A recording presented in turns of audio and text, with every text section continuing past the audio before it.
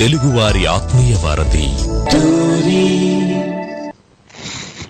తెలుగువారి ఆత్మీయ వారధి టోరీలో సైన్స్ అవర్ కార్యక్రమానికి స్వాగతం. ఈ కార్యక్రమాన్ని మీకు సైన్స్ ఫర్ సొసైటీ మరియు బాబు గోగినేని ఫేస్బుక్ వారి సౌజన్యంతో మీకు సమర్పిస్తున్నది మీ గోవింద్ ఫ్రమ్ కాలిఫోర్నియా. నమస్తే అండి. ఈ వారంలోని మనం క్రితం వారం లాగానే మనం తోకచుక్కలు, ఉల్కలు, ఉల్కాపాతం వాటి గురించి ఇదే కార్యక్రమంలోని 3వ ఎపిసోడ్లోకి, అంటే మనం ఈ తోకచుక్కలు అంటే కామెట్స్ వీటి గురించి విస్తృతంగా అసలు అవి ఎక్కడ తయారవుతాయి, అవి భూమిని చుట్టి వచ్చినప్పుడు అసలు రకరకాల తోకచుక్కలు వాటి పీరియడ్ ఏంటి, అవి ఎంత కాలానికి మన భూమిని చుట్టి వస్తాయి, మొట్టమొదట కనుక్కున్నది ఎవరు, అసలు వాటి ఉనికి ఎక్కడ, అలాగే solar system and beyond solar system అంటే మన ఈ సూర్యుడు అంటే సూర్య కుటుంబము, సూర్య కుటుంబానికి అవతల ఉన్నది ఏమిటి, అలాగే రకరకాల మనకి గ్రహాలు తెలుసు, ఆ గ్రహాలకి ఆవల ఏమున్నది, ఆ గ్రహాల మధ్యలో ఏముంది, ఆ రకరకాల పేర్లు, వాటి యొక్క టెర్మినాలజీ, వీటన్నిటి గురించి మనకి చెప్పడానికి, మనతో డిస్కస్ చేయడానికి, మనతో చర్చించుకొని మనకి ఏమైనా సందేహాలు ఉంటే తీర్చడానికి మనకి ప్రముఖ సైన్స్ పాపులరైజర్ మనకి ప్రసాద్ ఇందుకూరి గారు ఆస్ట్రేలియా నుంచి జాయిన్ అయ్యారండి. నమస్తే ప్రసాద్ గారు, వెల్కమ్ టు ద షో. నమస్తే గోవింద్ గారు, థ్యాంక్ యూ అండి.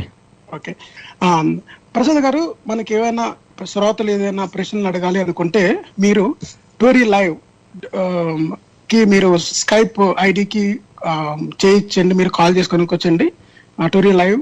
మీరు అలాగే మీకు ఏమైనా ప్రశ్నలు ఉంటే కూడా మీరు మాకు టెక్స్ట్ మెసేజ్ ద్వారా ఈ టోరీ లైవ్ కి కాల్ చేసి అడగచ్చు, లేదా మాకు ప్రశ్నలు పంపిస్తే మీకు ఏమైనా సందేహాలు ఉంటే ప్రసాద్ గారు మేము మీకు సందేహాలు తీరుస్తాం.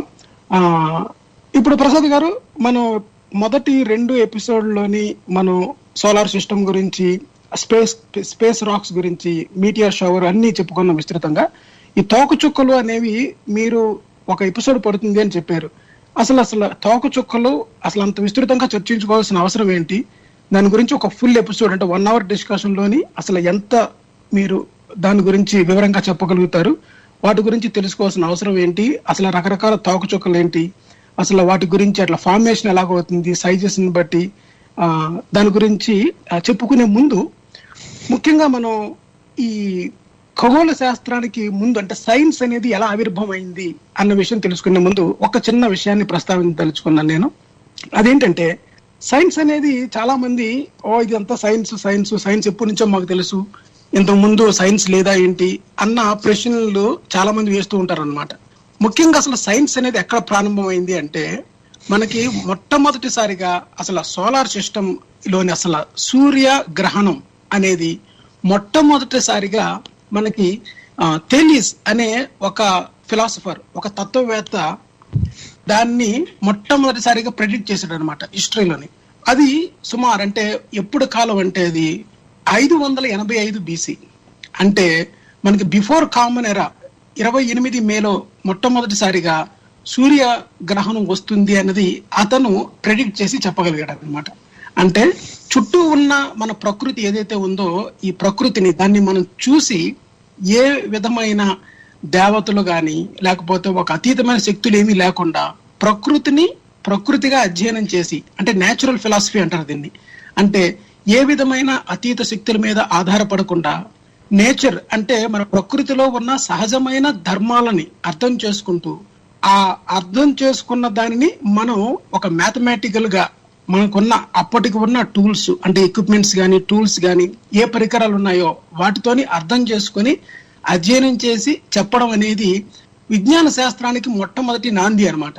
అంటే అప్పటి వరకు ఉన్న దానిలోని మెరుపు మెరిస్తే ఒక దేవుడు దేవతకి ఉరిమినట్టుగా, కోపం వచ్చినట్టుగా, వరదలు వచ్చినప్పుడు ప్రజల మీద ప్రకృతి ఆగ్రహం చేసిందంటే దేవతల కోపం వచ్చింది అన్నట్టుగా, భూకంపాలు కానీ ఇలాగా ప్రతిదాన్ని ఒక అతీతమైన శక్తికి ముడిపెట్టే ఆ ధోరణి పోయి ప్రకృతిలో ఉన్న సహజమైన ధర్మాలని అర్థం చేసుకుంటూ మొదలైనదే ఈ న్యాచురల్ ఫిలాసఫీ అనమాట.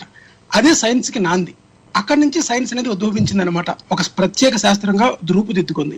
అంతే తప్ప సైన్స్ ఇవాళ కాక రేపు వచ్చింది అన్నది కాదు. నిజంగా మొట్టమొదటిసారిగా మానవుడు అర్థం చేసుకుని అధ్యయనం చేసి తనకు ఉన్న ప్రకృతిలో ఉన్న భౌతిక ధర్మాలను అన్నింటినీ కూడగట్టి చేసిందే సైన్స్ అన్నమాట. సో మనం ఖగోళ శాస్త్రం గురించి చెప్పుకున్నప్పుడు అసలు సైన్స్ కి నాంది ఎక్కడ పడింది అన్న విషయాన్ని ప్రస్తావించడం కోసం ఈ విషయం చెప్పడం జరిగిందండి ప్రసాద్ గారు. ఇప్పుడు మీరు తోకచుక్కల గురించి మీరు వివరంగా చెప్పండి. తప్పకుండా గోవింద్ గారు, మంచి టాపిక్ తీసుకొచ్చారు. అవునండి, మనం అర్థం చేసుకోవాల్సింది, అర్థం అవని వాళ్ళకి ఎవరికైనా ఎక్స్ప్లెయిన్ చేయాల్సింది కూడా ఎప్పుడైనా డిస్కషన్ వచ్చినప్పుడు ఏంటంటే, సైన్స్ అన్నది చాలా మంది టెక్నాలజీ అన్నదానికి పర్యాయ పదంగా వాడేయటం మనం చూస్తూ ఉంటాం. అంటే సైన్స్ అంటే ఇప్పుడు మోడర్న్ టెక్నాలజీ కాదు, science is a body of knowledge. అంటే మనకి కొన్ని వేల సంవత్సరాలుగా మనిషి అబ్జర్వేషన్ ద్వారా, ఎక్స్పెరిమెంటేషన్ ద్వారా, అంటే పరిశీలన, పరిశోధన, ప్రయత్నము, ప్రయోగము అనుకుంటే వీటి ద్వారా తెలిసిన జ్ఞానాన్ని తర్వాత తరాలకి డాక్యుమెంట్ చేస్తూ అందిస్తూ వాటిని బేస్గా చేసుకుని ఇంకా ఫర్దర్ గా ఇవన్నీ కూడా మనము విశ్వాన్ని, మన చుట్టూ ఉన్న లైఫ్ ని, విశ్వాన్ని, ఇవన్నిటిని మనకి తెలియనిది ఏదైనా సరే సులువుగా అర్థం చేసుకోవటానికి ఉపయోగించుకునే బాడీ ఆఫ్ నాలెడ్జ్ కింద చూడాలి. అలా చూసినప్పుడు అది చాలా ఇన్నోవేటబుల్ అవుతుంది అండ్ అది చాలా అబ్జెక్టివ్ ట్రూత్ కి క్లోజ్ గా ఉంటుంది, అంటే వాస్తవానికి దగ్గరగా ఉంటుంది. అందుకే ఎప్పుడు సైన్స్ ఎప్పుడు ఇది కరెక్ట్, ఇది 100% కరెక్ట్, లేదా ఈ విషయంలో ఇదే అల్టిమేట్ అని కూడా చెప్పదు. ఒకవేళ చెప్పవలసి వస్తే ఇది వాస్తవానికి చాలా దగ్గరగా ఉన్నది అన్నది. సో అది రిఫైన్ అయ్యే అవకాశం కూడా ఉంటుంది అనమాట ఫ్యూచర్ లో. అందుకనే ఎప్పుడైనా సరే తప్పులు జరిగినా, పొరపాట్లు జరిగినా అది కరెక్ట్ చేసుకుంటూ మనం ముందుకు వెళ్లే విధానం ఏదైతే ఉంటుందో దానిని మనం సైన్స్ అంటాము. So coming back to the topic అండి, మనం యాక్చువల్ గా ఒక ఎపిసోడ్ కింద స్టార్ట్ చేసాము, ఇప్పుడు 3rd ఎపిసోడ్ ఒక సిరీస్ లాగా అయ్యింది. ఇంకా చాలా ఉంది, but will try to conclude in this episode అండి. సో ఫస్ట్ 2 ఎపిసోడ్స్ మనం మీటియర్స్, ఆస్ట్రాయిడ్స్ గురించి అండ్ హిస్టరీ ఆఫ్ అబ్జర్వేషన్స్ గురించి చెప్పుకున్నాం. సో తోకచుక్కల గురించి మళ్ళీ ఒక్కసారి హై లెవెల్లో చెప్పుకుని మనము ఎడ్మండ్ హ్యాలీ గారి కంట్రిబ్యూషన్స్ ఆస్ట్రానమీకి ఎలాగున్నాయి, ఆయన ఎన్ని ఫీల్డ్స్ లో ఎలాంటి వర్క్ చేశారు, అండ్ హేలీ తోకచుక్క గురించి కూడా కొద్దిగా చెప్పుకుని, అలాగే మనము ఈ స్పేస్ క్రాఫ్ట్ మిషన్స్ గురించి కూడా, అంటే ఆల్రెడీ ఇలాంటి ఆస్ట్రాయిడ్స్ మీద కానీ తోకచుక్కల మీద కానీ దిగిన space crafts or space probes, వీటి గురించి అండ్ ఫ్యూచర్ మిషన్స్ ఏమున్నాయి అన్నది కూడా మనం డిస్కస్ చేసుకుంటాం. సో ఇంతకు ముందు వారంలో డిస్కస్ చేసుకున్నట్టు తోకచుక్కలు అనేవి మనకి స్మాల్ సోలార్ సిస్టమ్ బాడీస్ అంటారు. అంటే మనకి సన్ను, ప్లానెట్స్, సెటిలైట్స్ కాకుండా ఉన్న స్మాల్ సోలార్ సిస్టమ్ బాడీస్ లో outer solar system, almost outer solar system or మనము నెప్ట్యూన్, క్యూపర్ బెల్ట్ అంటాం కదా. సో క్యూపర్ బెల్ట్ దగ్గర నుంచి కానీ, ఊట్ క్లౌడ్ దగ్గర నుంచి కానీ దారి తప్పి వచ్చినాయి అనుకోవచ్చు ఫర్ నౌ. అది ఎలాగన్నది చూద్దాం. సో బేసికల్లీ ఇవి అవి అది ఐసీ అండ్ రాకీ సబ్స్టెన్సెస్ అనుకోవచ్చు. అవి 1 కిలోమీటర్ నుంచి 20 కిలోమీటర్లు లేదా ఎంతకన్నా ఎక్కువ డయామీటర్ కలిగి ఉండి పీరియాడికల్ గా సూర్యునికి దగ్గరగా వచ్చి వెళుతూ, ఆ పీరియడ్ అన్నది కొన్ని 10 సంవత్సరాల నుంచి కొన్ని లక్షల సంవత్సరాల వరకు కూడా ఉంటుంది, డిపెండింగ్ ఆన్ ఆ తోకచుక్క అన్నది ఎంత దూరం, దాని ఆరిజిన్ ఎక్కడ ఉన్నది అన్న దాన్ని బట్టి. అలాగే అది సూర్యునికి దగ్గరగా వచ్చేటప్పుడు సూర్యుని యొక్క రేడియేషన్ వల్ల అయితే అది వేడెక్కటము అండ్ అది గ్యాసెస్ రిలీజ్ చేయటము జరుగుతుంది. దాన్ని మనం అవుట్ గ్యాసింగ్ అని కూడా చెప్పుకుంటాము. అలాగే దానికి మనం చూసే తోకచుక్కని డిఫరెంట్ ఫిజికల్ క్యారెక్టరిస్టిక్స్ గురించి చెప్పుకోవడానికి వస్తే, ఒకటి న్యూక్లియస్ అంటామండి, అంటే ద కోర్ స్ట్రక్చర్ ఏదైతే ఉంటుందో ఐస్, రాక్, అలాగే డస్ట్ తోటి ఉన్నది. అలాగే వేరే మెటీరియల్స్ కూడా ఉంటాయి, అంటే మీథేన్, అమోనియా, నైట్రోజన్, వాటర్ ఇలాంటివి కూడా ఉన్న కోర్ స్ట్రక్చర్ ని న్యూక్లియస్ అంటాము. అలాగే కోమా అని దాని చుట్టూ ఈ డస్ట్ గాని, గ్యాస్ గాని, స్టీమ్ అయ్యి బయటికి రావటాన్ని ఒక ఎక్స్ట్రీమ్లీ థిన్ అట్మాస్ఫియర్ ఏర్పడుతుంది అనమాట దాని చుట్టూ. అంటే థిన్ అన్నది చిన్నది అవ్వాల్సిన అవసరం లేదు, అది కొన్ని లక్షల కిలోమీటర్లు కూడా ఉండే తోకచుక్కలు ఉన్నట్టుగా మనకు తెలుస్తుంది. దాన్ని కోమా అంటాం. అలాగే టెయిల్స్ కూడా చెప్పుకుందాము. అయాన్ టెయిల్ ఒకటి, డస్ట్ టెయిల్ ఒకటి. అయాన్ టెయిల్ అనేది బ్లూ కలర్ లో ఉండి సూర్యునికి తోకచుక్కకి ఉండే డైరెక్షన్ కి వ్యతిరేకమైన డైరెక్షన్ లో pointed away from away to the solar direction అన్నమాట. సో ఇవి అయనైజ్డ్ గ్యాసెస్ వల్ల వస్తుంది, సూర్యుని యొక్క సోలార్ విండ్స్ వల్ల ఇది ఏర్పడుతుంది. అలాగే డస్ట్ టెయిల్ అన్నది కూడా ఎవే ఉంటుంది, కాకపోతే కొద్దిగా ల్యాగ్ అవుతుంది. అంటే because it's physical matter which అది అంత తొందరగా ఎవే అవ్వదు కాబట్టి అది ఆల్మోస్ట్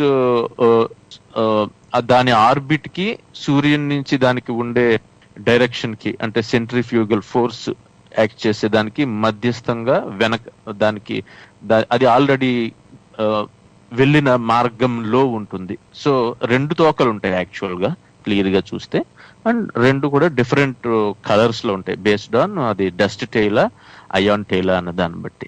అది కాకుండా ఇంకా ఈ ఫిజికల్ క్యారెక్టరిస్టిక్స్ లో మనం జెట్స్ కూడా చెప్పుకోవచ్చండి. అంటే ఈ కామెట్స్ అన్నవి they are not big enough, అంటే అవి ఏదైనా సెలెస్టియల్ బాడీ మీరు తీసుకుంటే, మీరు ప్లానెట్స్ స్టార్స్ ఏది తీసుకున్న విశ్వంలో దాని పరిమాణం పెరిగే కొలది మ్యాటర్ కి ఉండే సహజమైన ఈ అట్రాక్షన్ పవర్ వల్ల అది గ్రావిటేషన్ అన్నది బాడీ పెద్దదయ్యే కొలది ఎక్కువ గ్రావిటేషన్ ఉంటుంది. So over period of time ఈ గ్రావిటీని ఓవర్కమ్ చెయ్యలేక ఈ ఫోర్సెస్ బిట్వీన్ దోస్ పార్టికల్స్ ఏమవుతాయంటే they form into spheres. So అందుకనే మీరు ఏది చూసినా సరే ఆల్మోస్ట్ స్పేరికల్ షేప్ లో ఉంటుంది. Because of other factors it's may take slightly different shape, but almost అన్ని కూడా స్పెరికల్ షేప్ లోనే ఉంటాయి, ఎస్పెషల్లీ గ్యాసియస్ జైంట్స్ అన్నవి ఏదైనా మనం తీసుకుంటే. సో కానీ ఈ ఆస్ట్రాయిడ్స్ కానీ తోకచుక్కలు కానీ మనకి అంత గ్రావిటీ ఉండి స్పెరికల్ షేప్ అయ్యేంత సైజ్ లో అవి ఉండవు కాబట్టి అందుకనే మోస్ట్ ఆఫ్ ద టైమ్ అవన్నీ కూడా డ్వార్ఫ్ ప్లానెట్స్ కన్నా కూడా చిన్నగా ఉంటాయి మనం సోలార్ సిస్టమ్ లో మనం చూసుకుంటే. సో ఈ అనీవెన్ గా ఉండటం అన్నది దానివల్ల అనీవెన్ హీటింగ్ జరగటం వల్ల అందులోంచి వచ్చే గ్యాసెస్ అందులో ఉండే ఈ గ్యాసెస్ కొన్ని చోట్ల బ్రేక్అవుట్ అయ్యి, వీక్ స్పాట్స్ అయితే ఎక్కడెక్కడ ఉన్నాయో దాని సర్ఫేస్ లో అక్కడ బ్రేక్అవుట్ అయ్యి బయటికి రావటం జరుగుతుంది. వీటిని మనం గీజర్స్ అంటాము. ఈ స్ట్రీమ్ వల్ల కూడా యాక్చువల్లీ ఈ న్యూక్లియస్ అన్నది స్పిన్ అయ్యే అవకాశం కూడా ఉన్నట్టుగా మనకు తెలుస్తుంది. సో అందుకనే one of the biggest challenges ఏంటంటే ఈ కామెట్స్, ఈ తోకచుక్కల మీద మనకి ఈ ప్రోబ్స్ ని, స్పేస్ క్రాఫ్ట్స్ ని పంపటానికి దాని మీదకి సాఫ్ట్ ల్యాండింగ్ అవ్వగలగటము, అలాగే యాంకరింగ్ చేసుకోగలగటం. ఎందుకంటే ఏదైనా స్టడీ చేయాలనుకుంటే మనం ఏదైనా ప్రోబ్ దిగినా అది ఫస్ట్ అది చాలా పెద్ద బాడీ కాదు కాబట్టి ఎక్కువ దానికి గ్రావిటీ ఉండదు, అంటే దాని వైపు పట్టి ఉంచుకునే శక్తి ఎక్కువ ఉండకపోగా అది చాలా అనీవర్గా స్పీడ్ గా కానీ అది రొటేట్ అవటం జరిగితే గనక ఆ రొటేట్ అయ్యే దాని మీద ఉండటం వల్ల ఉండే సెంట్రిఫ్యూగల్ ఫోర్స్ యాక్ట్ చేసి దానికి దగ్గరగా ఉండలేకపోయే అవకాశం ఉంటుంది. సో అందుకనే చాలా ఎక్కువ తిరిగే ఆబ్జెక్ట్ కి మనకి చూడండి, మనం ఏదైనా బకెట్ ని నీళ్లు పట్టుకుని గిరగిర చుట్టూ తిరుగుతున్నాం అనుకోండి, ఆ బకెట్ మనం పెరిగే వేగానికి బరువు ఎక్కువ అవుతున్నట్టుగా ఉంటుంది, ఎందుకంటే అది బయటికి ఎస్కేప్ అవడానికి ట్రై చేస్తుంది. సో టాంజెన్షియల్ గా అది బయటికి వెళ్ళిపోవడానికి ట్రై చేస్తుంది. సో ఇవి ఫిజికల్ క్యారెక్టరిస్టిక్స్ అండి. ఇంకా ఆర్బిటల్ క్యారెక్టరిస్టిక్స్ గురించి మాట్లాడుకుంటే మనకి మెయిన్ గా ఈ తోకచుక్కల్లో short period and long period అని కూడా అంటారు. అంటే అది ఎన్ని సంవత్సరాలకి ఒక్కసారి మళ్ళీ అది సూర్యునికి దగ్గరగా వస్తుంది అన్నది. సో దట్ సూర్యునికి దగ్గరగా వచ్చినప్పుడే మనకి కనపడుతుంది. అంటే సూర్యునికి దగ్గరగా వచ్చినప్పుడు మనకు కనపడటం అంటే రిలేటివ్ గా మనం ఇక్కడ విజువలైజ్ చేసుకోవాలన్నమాట. సూర్యునికి భూమికి ఒక ఆస్ట్రోనామికల్ యూనిట్ ఉందనుకుంటే కొన్ని thousands of astronomical units distance నుంచి వస్తాయి కాబట్టి ఈ తోకచుక్కలు అవి సూర్యునికి దగ్గరగా వచ్చినప్పుడు అండ్ అవి ఈ అవుట్ గ్యాసింగ్ వల్ల ఈ టైల్ లాగా ఫామ్ అవుతాయి కాబట్టి మనకి కనపడేలాగా దానివల్ల మనకి కనపడుతుంది. సో అందుకని మనము ఈ ఆర్బిటాల్ పీరియడ్స్ అన్నది క్యాన్ బి అంటే కొన్ని పదుల సంవత్సరాల నుంచి వందల వేల లక్షల సంవత్సరాల వరకు కూడా ఉంటుంది, డిపెండింగ్ ఆన్ అది ఎక్కడి నుంచి, ఎంత దూరం నుంచి, ఎంత అవుటర్ స్పేస్ లోంచి సోలార్ సిస్టమ్ అంటే ఇలా రివాల్వ్ అయ్యే బాడీస్ అన్ని కూడా ప్లానెట్స్ తీసుకుంటే, లేదంటే సెటిలైట్స్ ప్లానెట్స్ చుట్టూ తీసుకున్నా సరే, ఇవి కంప్లీట్ సర్క్యులర్ గా తిరగకుండా ఎలిప్టికల్ గా తిరుగుతాయి. కాబట్టి అట్ సమ్ పాయింట్ అవి చాలా దూరంగా, అంటే రిలేటివ్లీ దూరంగా వెళ్ళటం, అలాగే ఆపోజిట్ సైడ్ లో దగ్గరగా రావటం అన్నది, అది ఏ ఆబ్జెక్ట్ చుట్టూ తిరుగుతుందో దానికి హీల్ వేస్తుంది. సో ఇది జూపిటర్ కన్నా బియాండ్ ఉంటుంది, దాని ఎపిహీల్ అనేది, అంటే నెప్ట్యూన్ కి అవతల ఉంటుంది. అలాగే మెయిన్ బెల్ట్ కామెంట్స్ అని కొన్ని అంటారండి, ఇవి అంటే మోరర్లెస్ సర్క్యులర్ ఆర్బిట్స్ లాగా తిరుగుతూ ఉంటాయి అండ్ ఆస్ట్రాయిడ్ బెల్ట్ నుంచి తిరుగుతూ ఉంటాయి, అంటే మార్స్ కి జూపిటర్ కి మధ్యలో ఇంకా కొద్దిగా దగ్గరగా ఉన్నట్టుగా. సో అండ్ ఇంకొకటి, ఈ జూపిటర్ యొక్క ఇది చాలా మ్యాసివ్ ప్లానెట్ కాబట్టి అది ఈ లాంగ్ పీరియడ్ కామెట్స్ ని డిఫ్లెక్ట్ కూడా చేస్తున్నట్టుగా మనకి తెలుస్తుంది. అంటే ఈ ఊట్ క్లౌడ్ అని ఏదైతే మనం చెప్పుకుంటున్నామో, సౌర కుటుంబానికి వెలుపలన ఉండే ఐసీ ఆబ్జెక్ట్స్ ఎక్కువగా ఉండే ఏరియా నుంచి, అక్కడి నుంచి లోపలికి వచ్చేటప్పుడు, లేదంటే వేరే ప్లానెట్, వేరే స్టార్స్ యొక్క ఎఫెక్ట్ కానీ, లేదంటే ఈ మ్యాసివ్ ప్లానెట్స్ లైక్ జూపిటర్ వాటి గ్రావిటీ వల్ల ఈ ఈ ఈ షార్ట్ పీరియడ్ కామెట్స్ ఆర్ ఈ కామెట్స్ యొక్క దాని కక్షలో మార్పులు కూడా జరుగుతాయి అన్నమాట. సో ఇవి షార్ట్ పీరియడ్ అనుకుంటే ఈ కుప్ర బెల్ట్ నుంచి ఆరిజిన్ అయినట్టుగా, లేదంటే ట్రాన్స్ నెప్ట్యూనియన్ రీజన్ అంటారు, నెప్ట్యూన్ కి అవతల, అక్కడి నుంచి చెప్తే లాంగ్ పీరియడ్ కమిట్స్ అనేది మనకి ఊట్ క్లౌడ్ లో స్టార్ట్ అవుతాయి అనుకోవచ్చు. సో మీరు ఎక్స్ప్లెయిన్ చేస్తారా మనకి ఈ క్యూపర్ బెల్ట్ అంటే ఏంటి, అలాగే ఊట్ క్లౌడ్ అంటే ఏంటి? తప్పకుండా ప్రసాద్ గారు, అంటే ఈ టెర్మినాలజీని అర్థం చేసుకోవాలి. అంటే ఇప్పుడు మనకు తెలిసింది సోలార్ సిస్టమ్, అంటే బాగా, అంటే మనకి చాలా మ్యాసివ్ ఇన్ఫర్మేషన్ ఉందన్నమాట ప్రతి ప్లానెట్ దగ్గర నుంచి. అలాగే మనం అనుకున్నాము, మనకి ఇప్పటి వరకు తెలిసింది, మనం బాగా అధ్యయనం చేసింది, మనకి దగ్గరగా ఉన్న నక్షత్రం సూర్యుడు. సూర్యుడు చుట్టూ ఉన్న ఈ గ్రహాలు, 8 గ్రహాలు ఏవైతే ఉన్నాయో, 8 గ్రహాలు, అలాగే ఒక డ్వార్ఫ్ ప్లానెట్ మనకి ప్లూటో. ఇది ఈ ఆర్డర్ కూడా మనకి భూమి దగ్గర నుంచి చూసుకున్నప్పుడు మొదటి 5 గ్రహాలు ఏవైతే ఉన్నాయో భూమి దగ్గర నుంచి చూసుకుంటే మనకి మార్స్, జూపిటర్, ఇవన్నీ కూడా ఇన్నర్ ప్లానెట్స్ అన్నమాట, అంటే సోలార్ సిస్టమ్ లోని. తర్వాత అవుటర్ ప్లానెట్స్ మొట్టమొదటిసారిగా, అంటే 4.5 బిలియన్ ఇయర్స్ బ్యాక్, అంటే మనకి 450 కోట్ల సంవత్సరాల క్రితం ఈ సూర్య కుటుంబం ఆవిర్భవించినప్పుడు దాని చుట్టూ ఉన్న ఈ గ్రహాలు అన్ని ఫామ్ చాలా హాట్ కండిషన్స్ లో ఉండే అనమాట. అంత హాట్ కండిషన్ తర్వాత అవి ఈ స్మాల్ ఒక నెబ్యులా దగ్గర నుంచి మనకి ఇవన్నీ కూడా ఈ స్టార్ చుట్టూ ఉన్న ఈ డస్ట్ అంతా ఫామ్ అయ్యి, ఆ ఓన్ గ్రావిటీ దగ్గరికి ఈ డస్ట్ అంతా కలెక్ట్ అయ్యి ఒక బిగ్ లంసమ్ ముద్దల్లాగా ఏర్పడి, ఓన్ చుట్టూ ఉన్నవన్నీ వచ్చి ఆ గ్రావిటీకి దానికి కొలైడ్ చేసుకొని ఒక ప్లాంట్ లాగా ఫామ్ అయిన తర్వాత వాటికంటూ ఒక కక్ష ఏర్పడుతుంది అనమాట. అయితే అన్ని గ్రహాలు పూర్తి ఏర్పడిపోయిన తర్వాత ఇంకా చాలా రాక్ ఇంకా చిన్న ఉంటాయి అనమాట. ఈ ఫిజికల్ ప్రాపర్టీస్ అని చెప్పుకున్నాం మనం ముందు. ఈ ఫిజికల్ ప్రాపర్టీస్ లోని మనకి యూనివర్సిటీ, అలాగే అంతకుముందు మనం ఈ లో చూసుకుంటే strong nuclear force, nuclear force, అలాగే ఎలక్ట్రోమాగ్నెటిక్ ఫోర్స్, ఇవే ఫండమెంటల్ ఫోర్స్ అనమాట. ఒకదాని మీద ఒకటి యాక్ట్ చేసుకుంటూ ఉంటాయి. ఇలా ఉన్నప్పుడు ఈ స్టేబుల్ ఈ అంతా కూడా కలెక్ట్ అవుతున్నప్పుడు గ్రహాలు ఫామ్ అయిపోయి మొత్తం 4.5 బిలియన్ ఇయర్స్ కి ఎర్త్ కూడా పూర్తిగా ఫామ్ అయిపోయిన టైంకి ఇంకా కొన్ని ఫామ్ అయిన ఆబ్జెక్ట్స్ ఉంటాయి, చిన్న చిన్న రాక్స్, అవన్నీ కూడా. అలాగ ఉన్న రాక్స్, ఆ సముదాయం ఏదైతే ఉందో అది మనకి మార్స్, జూపిటర్, వీటి మధ్య ఉన్న దాన్ని మనం దీన్నే ఆస్ట్రాయిడ్ బెల్ట్ అంటారు. ఆస్ట్రాయిడ్ బెల్ట్ దగ్గర నుంచే మనకి కనిపించే ఆస్ట్రాయిడ్స్ అన్ని కూడా మనకి అక్కడి నుంచే మనకి భూమిని గుద్దుకోవడానికి వచ్చేవి కానీ, భూమి మీద షవర్స్ గా ఏర్పడాయని ఎక్కడి నుంచి వస్తుంటాయి అనమాట. ఆ తర్వాత ఏముంది అంటే మనకి ఈ నెప్ట్యూన్ అండ్ ప్లూటో, ఈ రెండిటికి మధ్య ఉన్న దాన్ని ఈ కైపర్ బెల్ట్ అంటారు అనమాట. అంటే అది ఎంత పెద్దది ఉంటుందంటే అది దాని ఒక టోరస్, ఒక రింగ్ లాగా ఉంటుంది చుట్టూరు. అంటే ఒక ట్యూబ్ ఎలాగైతే ఉంటుందో అంత రింగ్ లాగా ఉంటుంది. దాంట్లో ఉన్న ఈ స్మాల్ పార్టికల్స్ దగ్గర నుంచి, ఒక చిన్న చిన్న రాళ్ళ దగ్గర నుంచి పెద్దవి అంటే సుమారు ఒక 100 కిలోమీటర్లు లేకపోతే మనకి మైల్స్ దూరంలో ఉన్న రాళ్ళన్నీ తిరుగుతూ ఉంటాయి అనమాట అక్కడ. అది దాని థిక్నెస్ ఒక 10 ఆస్ట్రోనామికల్ యూనిట్స్ ఉంటుంది అనమాట. అంటే ఒక ఆస్ట్రోనామికల్ యూనిట్ అంటే మనకి సన్ నుంచి భూమికి ఉన్న దూరం అన్నమాట. అంటే 91 మిలియన్ మైల్స్ సుమారుగా. అంత అంటే దానికి 10 ఇంతలు ఉంటుంది అనమాట, ఆ చుట్టూరు ఉంటుంది అనమాట. అది అటువంటి కైపర్ బెల్ట్ అనేది జెరాల్డ్ కైపర్ అని ఆయన మొట్టమొదటిసారిగా అక్కడ ఆబ్జెక్ట్స్ ఉండి మన భూమి మీదకి రావడానికి అవకాశం ఉంది అని కనుక్కున్నప్పుడే 1930లోని ప్లూటోను కూడా అలా కనుక్కోవడం జరిగిందనమాట. ఆ తర్వాత మనకి ప్లూటో కంటే కూడా అంతకంటే పెద్ద గ్రహాలు చాలా ఉన్నవి.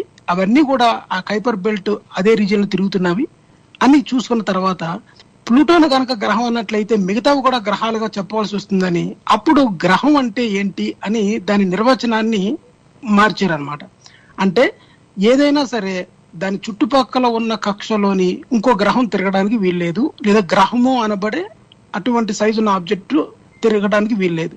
అందువలన ఆ ప్లూటో అనే దాన్ని రిఫైన్ చేసినారు, దాన్ని డ్వార్ఫ్ ప్లానెట్ గా పెట్టారనమాట. లేకపోతే అటువంటి గ్రహాలు ఇంకా చాలా ఉన్నాయి ఆ చుట్టూ ఆ బెల్ట్ లోని. దాని తర్వాత అక్కడి నుంచి కనుక ఇంకా 150 బిలియన్ మైల్స్ ఇంకా ముందుకు కనుక వెళ్ళిపోయినట్లయితే చుట్టూ అంటే 2000 సుమారు 2000 ఆస్ట్రోనామికల్ యూనిట్స్ దూరంలోని ఒక రాక్ సముదాయం ఉంటుందన్నమాట. ఇంతకుముందు మీరు చెప్పారు అది ఐసీ ఆబ్జెక్ట్స్ అని, రాక్ అని. యాక్చువల్ గా తోక చుక్కలు తయారయ్యే కేంద్రంగా దీన్ని చెప్పుకోవచ్చు. అంటే ఈ ఐసీ ఆబ్జెక్ట్స్ ఏవైతే ఉన్నాయో అవి ట్రిలియన్స్ ఆఫ్ ఆబ్జెక్ట్స్ ఉంటాయన్నమాట చుట్టూరు, ట్రిలియన్స్ ఆఫ్ ఆబ్జెక్ట్స్. అవన్నీ కూడా ఒకదానికొకటి గుద్దుకొని అవన్నీ కూడా చిన్న ముద్దలాగా అయ్యి మళ్ళీ అవన్నీ కూడా ఒక ఆబ్జెక్ట్ గా ఫామ్ అవుతూ, ఎప్పుడైతే ఈ ఒకదానికి ఒకటి మధ్యలో ఉన్న ఆకర్షణ శక్తి వల్ల వాటి ఆర్బిట్స్ స్పిన్నింగ్, ఒక రకమైన స్పిన్ ఫామ్ అయ్యి ఆ స్పిన్ ద్వారా అవి ఒక ఓన్ కక్షలోని అంటే ఆ చుట్టూ ఉన్న దాని నుంచి దాటి సౌర కుటుంబం లోపలికి రావడానికి ప్రయత్నిస్తాయి అన్నమాట. పెద్దవి ఒక ఇనఫ్ మ్యాస్ ఉన్నవి అనమాట. అలా వచ్చినప్పుడు అవి సూర్యుడికి దగ్గరగా వచ్చినప్పుడు, ఇంతకుముందు మీరు చెప్పారు దాని కాంపోజిషన్, ప్రాపర్టీస్, హెడ్, టెయిల్ అని, అది పూర్తిగా ఒక rock and dust and ice and some kind of gases, nickel and iron ఆ కాంపోజిషన్ ఉంటాయన్నమాట. అవి ఎప్పుడైతే ఐసీ ఉందో సూర్యుడికి దగ్గరగా వచ్చినప్పుడు దానిలో ఉన్న జెట్స్ అవి ఆవిరవి వెళ్ళినప్పుడు, అంటే ఉదాహరణకి మనకి ఒక వేరుశెనక్కాయలు ఉంటాయి చూసారా, వేరుశెనక్కాయల షెల్ ఎలా ఉంటుంది, అటువంటి షెల్ల లోపల ఉన్న ఐస్ గనక మెల్ట్ అయినప్పుడు ఆ పక్కనున్న హోల్స్ దగ్గర నుంచి ఒక జెట్ లాగా వస్తుంది అనమాట. ఎప్పుడైతే ఒక జెట్ లాగా వచ్చిందో అదే దాన్ని స్పిన్ లో పెడుతుంది అనమాట. అందువల్ల కొన్ని మిలియన్స్ ఆఫ్ ఇయర్స్ తర్వాత ఈ తోక చుక్కల్లో ఉన్న మెటీరియల్ మొత్తం అంతా కూడా ఎవాపరేట్ అయిపోయి పూర్తిగా వ్యానిష్ అయిపోయి, that is a death of comet అని చెప్పుకోవచ్చు. అంటే పూర్తిగా మెటీరియల్ అంతా కన్జ్యూమ్ అయిపోతుంది అనమాట. సో ఈ విధంగా మనకి సోలార్ సిస్టమ్ లోని మనకు కనిపించే ఈ గ్రహాలే కాకుండా దీనికి అవతల కూడా చాలా ఉందన్నమాట. అంటే ఒక సోలార్ సిస్టమ్ గురించి చదవడానికే మనకి వ్యాస్ట్ మెటీరియల్ అనమాట. దాని ప్రాపర్టీస్, ఒక గ్రహము, ఆ గ్రహం చుట్టూ ఉన్న ఉపగ్రహాలు అంటే చంద్రుళ్ళు, అవి. ప్లూటో అనేది ఎంత చిన్నది అంటే అది మన చంద్రుడి కంటే కూడా చిన్నదన్నమాట.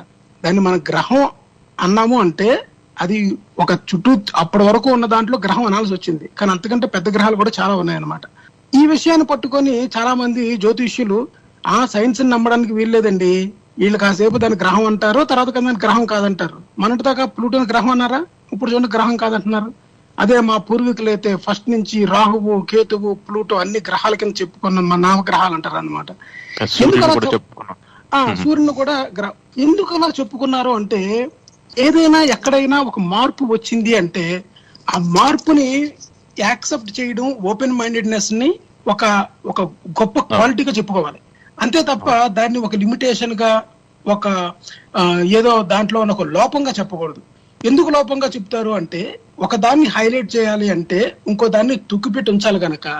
ఈ సైన్స్ ఒక మాట మీద నిలబడదండి. ఈ రోజు ఏమి ఇది అంటారు, అవును కరెక్ట్, అలా అనడమే సైన్స్. సైన్స్ ఏం చెప్తుందంటే అప్పటి వరకు ఉన్న నాలెడ్జ్, అప్పటి వరకు ఉన్న థియరీస్, అప్పటి వరకు ఉన్న ఈ ప్రయోగాల ఫలితాలని బట్టి ఒక థియరీని, ఒక లాస్ ని ఎస్టాబ్లిష్ చేయగలుగుతుంది అనమాట. తర్వాత దానికంటే ఉన్నతంగా వచ్చినప్పుడు ఒక యూనిఫైడ్ థియరీని ప్రపోజ్ చేయడానికి సైన్స్ ప్రయత్నిస్తూ ఉంటుంది. అలా ప్రయత్నించడం అనేది సైన్స్ యొక్క గొప్పతనం, అంతే తప్ప సైన్స్ లో లోపం కాదు అది. చాలా మంది ఈ సైన్స్ మీద అవగాహన లేని వాళ్ళు, ఈ శాస్త్రాల్లో ఉన్నదే సైన్స్ అని చెప్పుకునే వాళ్ళు చెప్పేది ఏంటంటే, ఈ సైన్స్ అనేది మొన్న గ్రహం అందండి ఇప్పుడు కాదండి, ఒక మాట మీద నిలబడదండి అని చెప్పడం అనేది వాళ్ళ యొక్క లేఖితనాన్ని, సైన్స్ మీద అవగాహన లేని తనాన్ని తెలియజేస్తుంది అనమాట. అందుకని సైన్స్ విద్యార్థులు అందరూ కూడా సైన్స్ యొక్క ఆ గొప్పతనాన్ని, మారడం అంటే ఏంటి, అది ఒక నెససరీ క్వాలిటీగా దాన్ని గుర్తించాలే తప్ప అది మాట మారుస్తుంది అన్న విషయాన్ని వీళ్ళు ఏ విధంగా వాడుకుంటున్నారు అన్నది గ్రహించాలన్నమాట. సో ఈ విధంగా సోలార్ సిస్టమ్ కి అవతల కూడా చాలా ఆబ్జెక్ట్స్ ఉన్నాయి. వాటికి ఉన్న ఆ ఆబ్జెక్ట్స్ లో ఉన్న కొన్ని రకాల ఈ పదార్థాలు ఏవైతే ఉన్నాయో వాటి యొక్క ఈ భౌతిక ధర్మాలు సోలార్ సిస్టమ్ లో ఉన్న గ్రావిటీని ఆ ఆర్బిట్స్ ఫామ్ అవడం ద్వారా తోకచుక్కలు అనేవి ఊర్ట్ క్లౌడ్ నుంచి మన భూమి వైపు అంటే సూర్యుని వైపు వచ్చి ఒక 200 మీరంత ముందు చెప్పారు long term and short term. ఈ షార్ట్ టర్మ్ అంటే ఏదైనా సరే 200 సంవత్సరాల కాల వ్యవధిలో గనక వచ్చినట్లయితే షార్ట్ టర్మ్ అది.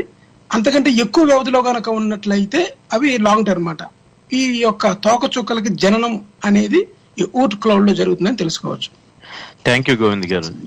Thank you for adding points అండి. మనం ఇంతకు ముందు వారాల్లో కూడా ఆస్ట్రాయిడ్ బెల్ట్ గురించి, క్యూపర్ బెల్ట్ గురించి కొద్దిగా చెప్పుకున్నాం. ఇప్పుడు మళ్ళీ ఊర్ట్ క్లౌడ్ గురించి చెప్పుకుందాం. ఇప్పుడు ఇంకా ఈ కామెట్స్ విషయంలో ఇంకా ఒక్కొక్క 3 minutes మాట్లాడుకోవచ్చు అండి. ఒకటి ఏంటంటే ఈ ఎఫెక్ట్స్ ఆఫ్ కామెట్స్. అవును, ఇది కంప్లీట్ చేసేద్దాము. సో ఎఫెక్ట్స్ ఆఫ్ కామెట్స్ గురించి మనం చెప్పుకుంటే, అంటే ఈ మిటియర్ షవర్స్ అని ఏం చెప్తున్నామో మనము, అంటే ఉల్కాపాతం అంటాం కదా. సో ఒకేసారి more than 1 or more than few ఉల్కలు అన్నవి మనకి ఆకాశంలో కనపడటం అన్నది, మనకి అది తొందరగా మనకి ఇప్పుడు ఉన్న లైట్ పొల్యూషన్ తోటి వీటితోటి తెలియకపోవచ్చు. మనకి శాస్త్రజ్ఞులు చెబుతూ ఉంటారు ఎవ్రీ ఇయర్ జూన్ జూలై టైంలో ఎప్పుడున్నా ఒక టైంలో ఫలానా ప్లేస్ లో వాళ్ళకి ఈ రోజుల్లో కనపడే అవకాశం ఉంది అన్నది. సో మనకి ఇప్పుడు లైట్ పొల్యూషన్ అంటే చాలా ఎక్కువ నైట్ లైఫ్ కి అలవాటు పడి ఉన్నాం కాబట్టి అదంతా జనరల్ పొల్యూషన్ తో పాటు లైట్ బాగా ఎక్కువ స్కాటర్ అయి ఉండటం వల్ల కనపడకపోవచ్చు. బట్ ఈ మిటియర్ షవర్స్ అన్నవి కూడా మనకి ఇంతకు ముందు ఏదైనా ఒక కామెట్ ప్రయాణించి వెళ్ళిపోయిన ప్లేస్ లో దాని నుంచి వెలువడిన ఈ గ్యాస్ అండ్ ఐసీ వేపర్ ఇలాంటి పార్టికల్స్ ఆర్ మేబీ వేరే ఈ ముక్కలైపోయిన రాకీ పార్టికల్స్ కానీ ఏమైనా కూడా ఉన్నా కానీ అవి అన్ని భూమి ఆ ఆర్బిట్ లోంచి వెళ్ళటం వల్ల, అవన్నీ భూమి యొక్క అట్మాస్ఫియర్ లోకి రావటం వల్ల మనకి కనపడే అవకాశం ఉంటుంది అన్నట్టుగా మనకు తెలుస్తుంది. అది కాకుండా ఇంపాక్ట్ ఆన్ లైఫ్ కానీ, లేదంటే ఫియర్ ఆఫ్ కామెట్స్ గురించి మనం అబ్జర్వేషన్స్ ఇంతకు ముందు చెప్పుకున్నాము. జనరల్ గా అలాంటి ఇంపాక్ట్ ఏమి దాని గ్రావిటేషనల్ శక్తి కానీ, లేదంటే నమ్మకాలు ఉంటాయి. అంటే అది వచ్చినప్పుడు ఏదైనా ఈవెంట్ జరిగింది అనుకోవటం, ఎప్పుడు ఏదో ఒక ఈవెంట్ జరుగుతూ ఉంటుంది కాబట్టి ఆ జరిగిన ప్రదేశంలో ఉన్న జనం అందరూ కూడా దాన్ని ఆపాదించడం అన్నది మనం చూస్తుంటాం. అలాగే ఈ కామెట్స్ యొక్క మనం ఈ ఫేట్ అనుకుంటే గనక యూజువల్లీ అంటే ఈవెన్చువల్ గా ఏమవుతాయని ఆలోచించుకుంటే, కొన్ని సోలార్ సిస్టమ్ నుంచి ఎజెక్ట్ అవుతాయి.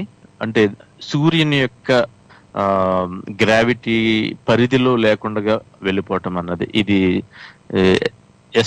ఆర్బిటల్ ఎసెంట్రిసిటీ అన్నది మీద డిపెండ్ అయి ఉంటుంది. ఎంత దూరం నుంచి వచ్చింది, అది ఎలాంటి వేరే పెద్ద పెద్ద గ్రహాల యొక్క భూమి ఆకర్షణ శక్తి, దాని గ్రావిటీ ఎలాగో యాక్ట్ చేసింది అన్నది.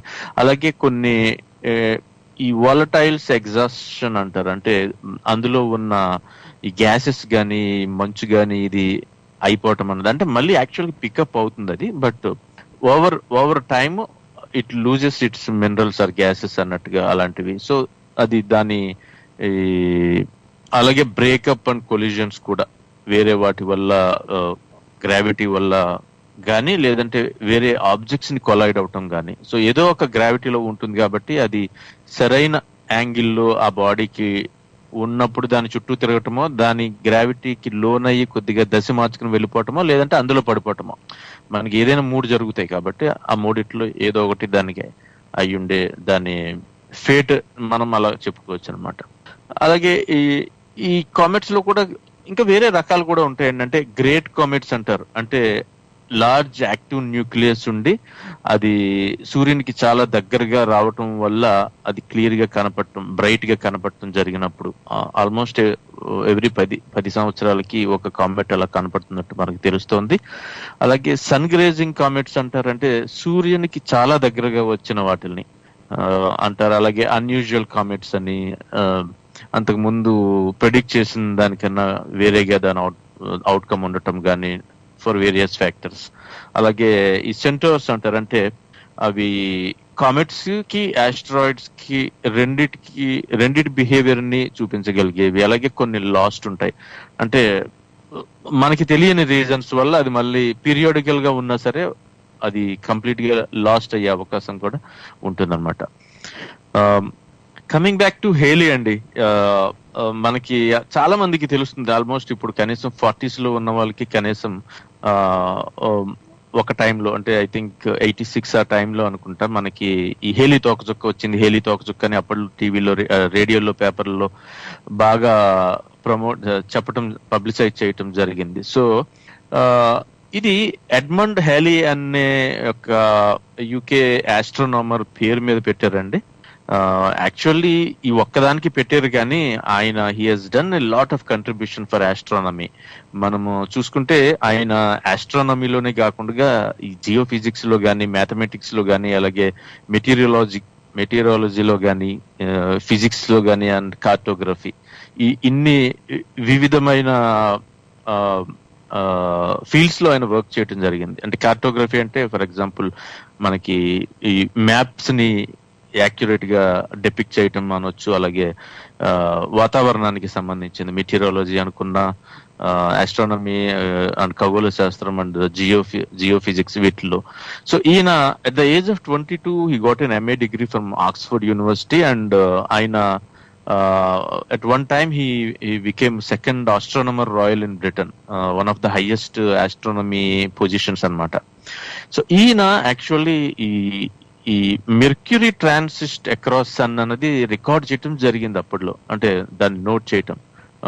అండ్ ఇలాంటిదే వీనస్ కి కూడా ఉంటుంది అని చెప్పి ఈ మనకి ఆల్రెడీ ఉన్న సూత్రాలను యూజ్ చేసుకుని సౌర కుటుంబం యొక్క సైజ్ ఎంత అన్నది డిటర్మైన్ చేయడానికి ఆయన ప్రయత్నించారు. అంటే ఈ ట్రాన్సిట్ అంటే ఏంటంటే సూర్యునికి భూమికి మధ్యలో మెర్క్యూరీ, వీనస్ అనే 2 చిన్న గ్రహాలు ఉన్నాయి కాబట్టి ఈ గ్రహాలు సూర్యునికి భూమికి మధ్యలో వెళ్తున్నప్పుడు సూర్యుని మీద వీటి యొక్క నీడ లాంటిది, అంటే ఇది యాక్చువల్ నీడ కాదు, ఇది అడ్డు రావటం వల్ల సూర్యునిలో ఒక చిన్న మచ్చ లాంటిది మనకి కనపడుతుంది. ఇది కొన్ని 10 సంవత్సరాలు డిపెండింగ్ ఆన్ అది దాని ఆర్బిట్స్ అవి మనకి తెలుస్తుంది.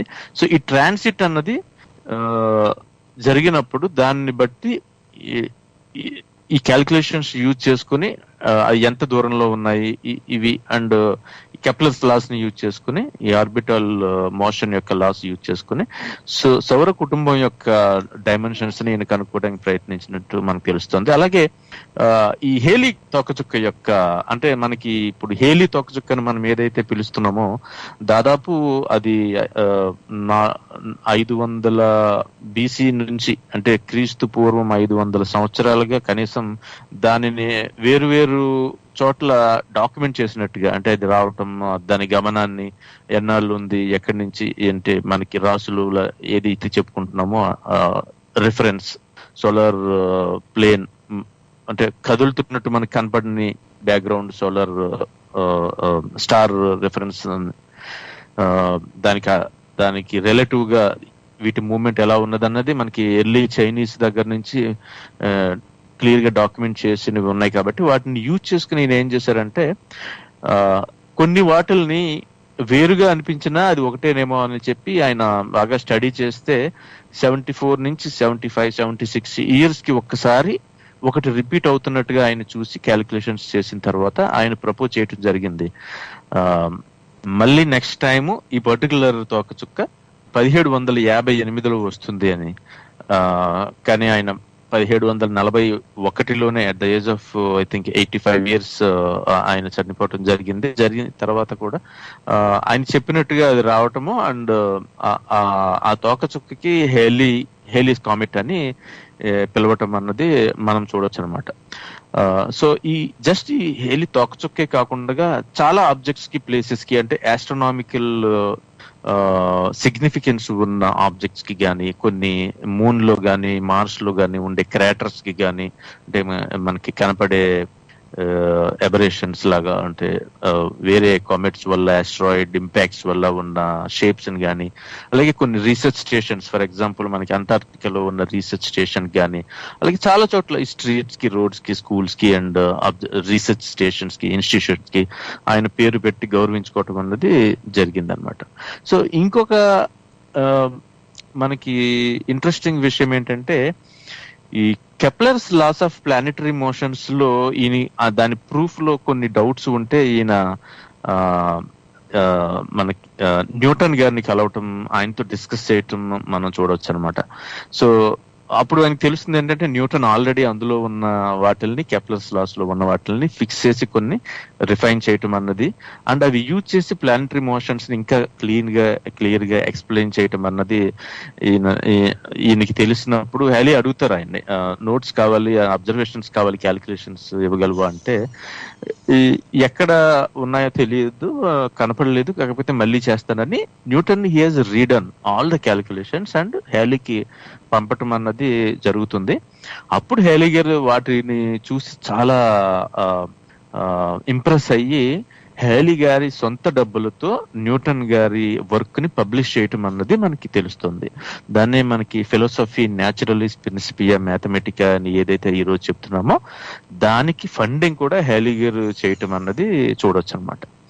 సో ఈయన వేరే స్టడీస్ ఇవి మాత్రమే కాకుండా, తోకచుక్కల గురించి కాకుండా ఆయన టెరెస్ట్రియల్ మ్యాగ్నెటిజం గురించి చాలా ఎక్స్పెరిమెంట్స్ చేశారు. అంటే ఆయన కొన్ని వాయేజెస్ సౌత్ అట్లాంటిక్ ఓషన్ లోకి, అంటే మనకి ఎక్కువ ఆస్ట్రానమీ అంతా కూడా మనకి యూరోపియన్ లో 1700-1800s లో ఉన్నది, అబ్జర్వేషన్స్ ఎక్కువ నార్థరన్ హెమిస్ఫియర్ లో ఉండే, అంటే ఈక్వేటర్ కి పైన ఉండే కంట్రీస్ లోనే ఇవన్నీ జరిగినాయి. కాబట్టి ఎక్కువగా నార్థరన్ పార్ట్ ఆఫ్ ద స్కైలోనివే కనపడుతూ ఉంటాయి. ఎందుకంటే భూమి అన్నది ఈక్వెటోరియల్ మీద తిరుగుతోంది, యాక్సిస్ పోలార్ గా ఉంది అనుకుంటే, మనకి ఎప్పటికీ కూడా కొన్ని స్టార్స్ అన్నవి సదరన్ హెమిస్ఫియర్ లో ఉండి అబ్జర్వ్ చేయకపోతే కనపడవు.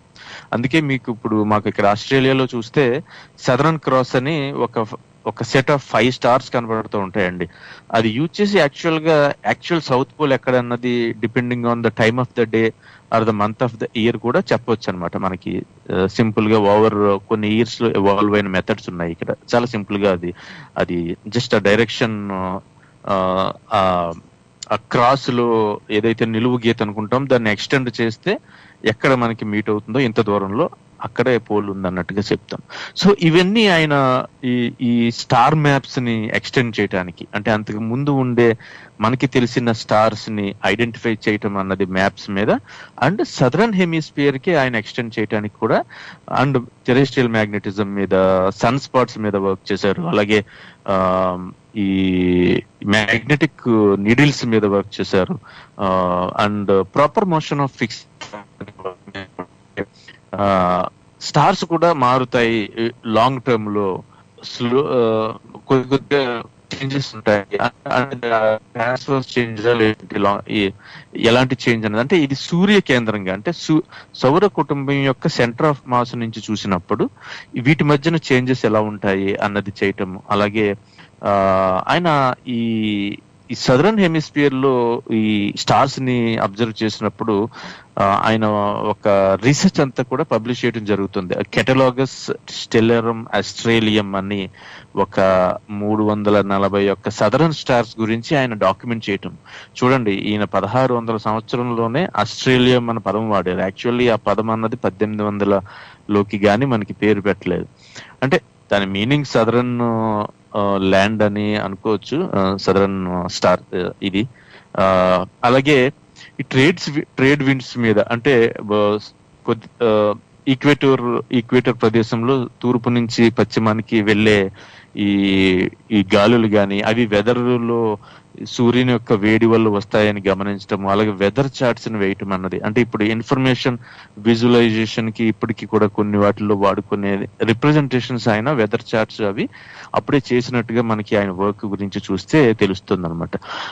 అలాగే ఈ బ్యారోమెట్రిక్ ప్రెషర్ అంటే ఈ సీ లెవెల్ నుంచి మనకి ఇప్పుడు మన మొబైల్లో కూడా ఇప్పుడు మీరు చూస్తే ఎప్పుడైనా ఈ అల్టిమీటర్స్ బ్యారోమీటర్స్ యూజ్ చేసి ఈ సముద్ర మట్టానికి ఎంత ఎత్తుగా ఉన్నాం అనేది క్యాల్కులేట్ చేయడం మనం చూస్తూ ఉంటాం. ఇప్పుడు మనం 10 స్టేర్స్ ఎక్కామంటే ఈజీగా 10 స్టేర్స్ అని చెప్పగలుగుతుందంటే మన మొబైల్లో అది అట్మాస్ఫియరిక్ ప్రెషర్ ని మెజర్ చేసే డివైజెస్ ఉంటాయి అన్నమాట. సో ఇట్ వర్క్స్ అంతా సేమ్ ప్రిన్సిపల్, సిమిలర్ ప్రిన్సిపల్ అనుకుంటే ఈ బ్యారోమీటర్ అన్నది అంటే ఎలాగైతే మనకి నీటిలో మనం లోతుకు వెళ్లే కొలది ప్రెషర్ ఎక్కువ అవుతుందో అలాగే భూమి మీద పైకి వెళ్లే కొలది ప్రెషర్ తగ్గుతూ ఉంటుంది. సో ఈ సముద్ర మట్టాన్ని నుంచి పైకి వెళ్తున్నది అది మనకి కొన్ని ఫీట్స్ లోనే మనకి డిఫరెన్స్ తెలుస్తూ ఉంటుంది అందులో డివైజ్ లో. సో అది యూజ్ చేసుకుని మనకి ఎంత అల్టిట్యూడ్ ఉన్నది అన్నది మనకి చెప్పే అవకాశం ఉంటుంది అనమాట. అదే ఇప్పుడు మనకి పారాషూట్స్ లో వాటిలో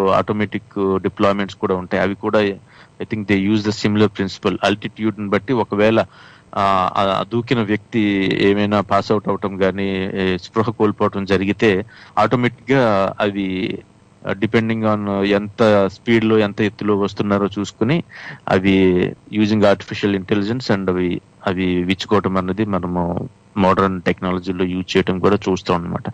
సో ఇవి అండ్ ఇది కాకుండా ఇంకా లూనర్ అబ్జర్వేషన్స్ కానీ అలాగే ఆయన డైవింగ్ బెల్ తయారు చేశారు.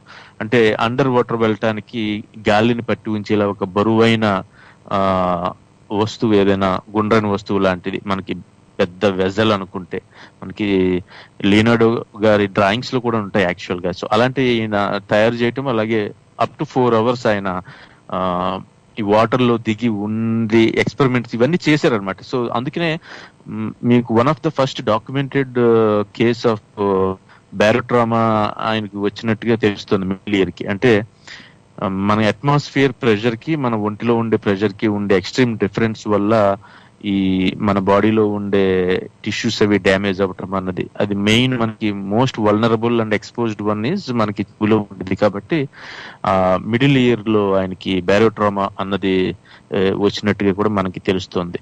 సో అలా ఇది కాకుండా ఆయన కొన్ని ప్రపోజల్స్ ఉన్నాయండి. అంటే ఈ హాలో ఎర్త్ కాన్సెప్ట్ అని, అంటే కాన్సెంట్రిక్ షెల్స్ లాగా ఉండి వాటిలో కూడా అట్మాస్ఫియర్ ఉండి అక్కడ కూడా ప్రాణులు ఉండొచ్చు భూమి లోపల అని ఇలాంటివి కొన్ని చేశారు. బట్ అవి అయితే నిలబడలేదు. అంటే ఈ కంపాస్ రీడింగ్స్ లో ఉండే అనామలీస్ మీద ఆయన అది ప్రపోజ్ చేయటం జరిగింది. అలాగే చాలా సౌత్ అట్లాంటిక్ వాయిసెస్ ని ఆయన లీడ్ చేయటం కూడా మనకి తెలుస్తుంది. సో ఇది ఈయన ఒక వ్యక్తి around towards the modern age of science, renaissance తర్వాత మోడర్న్ ఏజ్ ఆఫ్ సైన్స్ కి అంతకు ముందు వచ్చిన మనకి కోపర్నికస్ నుంచి కానీ గెలీలియో గురించి కానీ కెప్లర్ అండ్ న్యూటన్ కి తర్వాత న్యూటన్ గారి ఇన్పుట్స్ ని కూడా తీసుకుంటూ అబ్జర్వ్ చేస్తూ ఇవన్నీ ఇదంతా కూడా ఆయన ఆస్ట్రానమీకి అండ్ ఫిజిక్స్ కి వెదర్ మెటీరియాలజీకి అన్నిటికీ ఆయన చేసిన కంట్రిబ్యూషన్ గా మనం చెప్పుకోవచ్చు. ఓకే, థ్యాంక్ యూ ప్రసాద్ గారు. మనకి ఒక లాస్ట్ అంటే ఇప్పుడు ఈ తోక చుక్కలు గురించి మీరు చెప్పి అట్ల మీద మిషన్స్ అంటే ఏదైనా మిషన్ ఏదైనా నాసా కానీ ఎవరైనా ప్రయోగించి అంటే ఏదైనా స్పేస్ క్రాఫ్ట్స్ ఏవైనా సరే ఈ తోక చుక్కలను దగ్గరికి వెళ్ళి అక్కడి నుంచి మెటీరియల్ కలెక్ట్ చేయడం కానీ అటువంటివి గతంలో ఏమైనా జరిగినాయా? తర్వాత రాబోయే భవిష్యత్తులో ఏమైనా అటువంటి ప్రణాళికలు ఏమైనా మన ఈ నాసా ఆస్ట్రోనాట్స్ ఇటువంటి అంతరిక్ష ప్రయోగాలు ఏమైనా పైప్ లైన్ లో ఉన్నాయా? తప్పకుండా అండి. బిఫోర్ ఆ క్వశ్చన్కి వెళ్లే ముందు ఈ హ్యాలీ గురించి చెప్పుకున్నాం కాబట్టి హ్యాలీ తోక చుక్కది కూడా ఒక 2 నిమిషాలు మాట్లాడుకుంటే ఈ తోక చుక్క పర్టికులర్ది హ్యాలీ గారి పేరు దేనికైతే పెట్టారో దాన్ని మొట్టమొదటిసారిగా పీరియాడిక్ గా అంటే ఇది రిపీట్ అవుతూ ఇన్ని సంవత్సరాలకు వస్తుందని చెప్పటం దగ్గర నుంచి కానీ అది దాదాపుగా 75 అంటే 74 నుంచి 79 సంవత్సరాల మధ్యలో 76 సంవత్సరాల మధ్యలో రిపీట్ అయ్యే ఛాన్స్ ఉంది అని చెప్పడం కానీ అలాగే దీని ఎలిప్టికల్ ఎసెంట్రిసిటీని మెజర్ చేయటం కానీ దాని కంపోజిషన్, అందులో water, carbon monoxide, carbon dioxide ఇవి తర్వాత తెలిసినాయి. బట్ ఈ ఎర్లీ ఈ వర్క్ అంతా కూడా ఆయన చేసినట్టుగా తెలుస్తుంది. సో హేలీ తోకచుక్క కూడా again consist of water, carbon monoxide, carbon dioxide, ice ఇలాంటివి ఉంటాయి. అండ్ దాని కోమా ఇట్ సెల్ఫ్ వచ్చేసి మనకి 100,000 కిలోమీటర్స్ ఉన్నట్టుగా తెలుస్తుంది.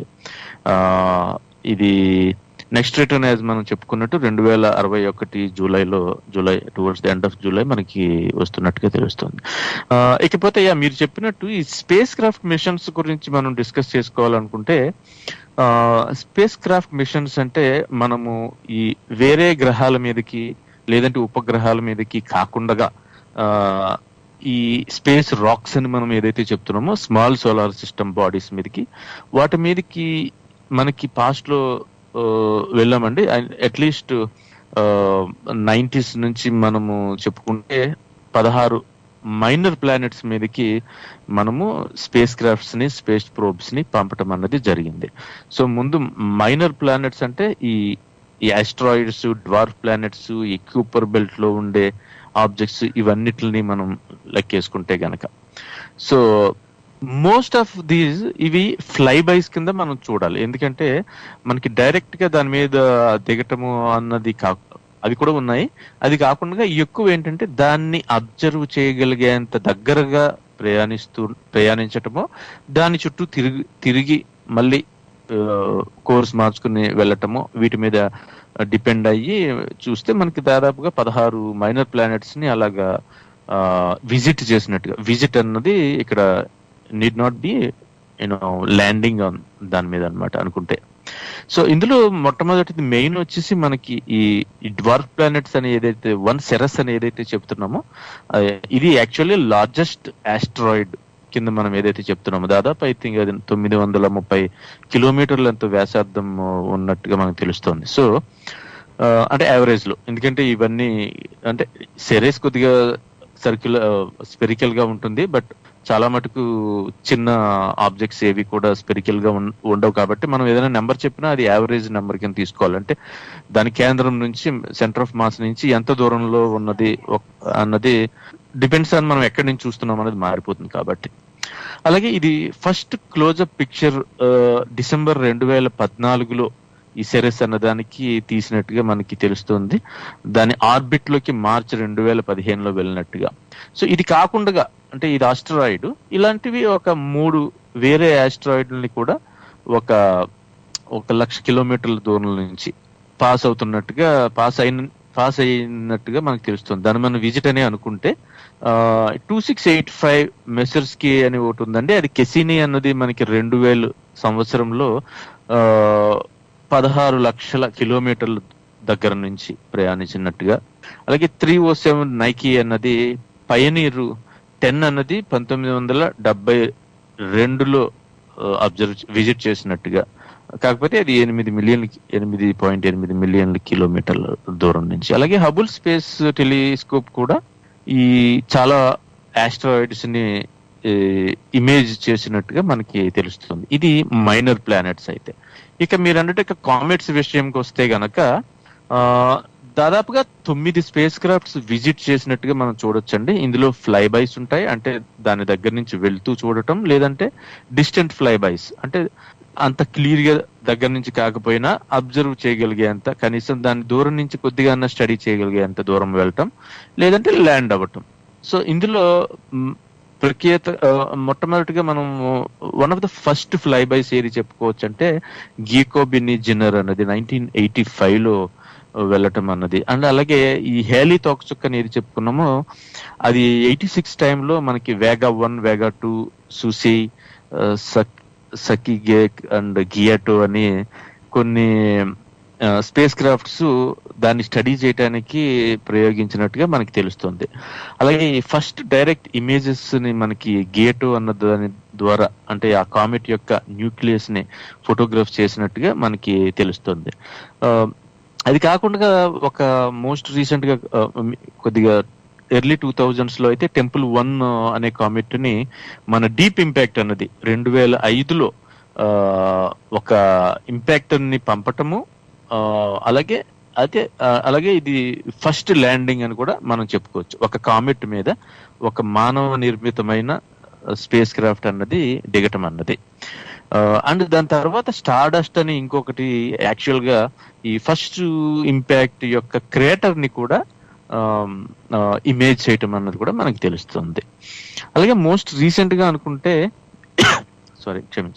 మోస్ట్ రీసెంట్ గా చెరిమోవ్ గెరసిమెంకో అని ఈ రొజెట్టా అన్నది మనకి 2014 నవంబర్లో ఆర్బిట్ చేయటం ఆ కామెట్ చుట్టూ, ఆ తోకచుక్క చుట్టూ, అండ్ దాని సర్ఫేస్ మీదకి టచ్ అవటం, అలాగే ఇమేజెస్ తీసుకోవటం, ఫొటోస్ అంటే 11 సెంటీమీటర్ పర్ పిక్సెల్ రిజల్యూషన్ లో అన్నట్టుగా. అంటే మనకి వచ్చిన ఫోటోలో ప్రతి పిక్సెల్ ఒక 11 centimetres equal amount of space ని రిప్రజెంట్ చేసే క్యాప్చర్ చేసిన ఇమేజ్ కింద మనం చూస్తే ఇది స్ప్రింగ్ 2015 లో ఆ ఫోటో తీసినట్టుగా మనకు తెలుస్తుంది. అలాగే దీని యొక్క ల్యాండర్ అంటే మొట్టమొదటి ఇది ఒక 3 లెగ్స్ ఉన్న ఒక ఆబ్జెక్ట్ అనుకుంటే దానిలోంచి సాఫ్ట్ ల్యాండింగ్ చేయబడి ఒక ల్యాండర్ అన్నది కూడా ఫిలే అన్నది మనకి చేసినట్టుగా, దాని ద్వారా స్టడీ చేసినట్టుగా తెలుస్తుంది.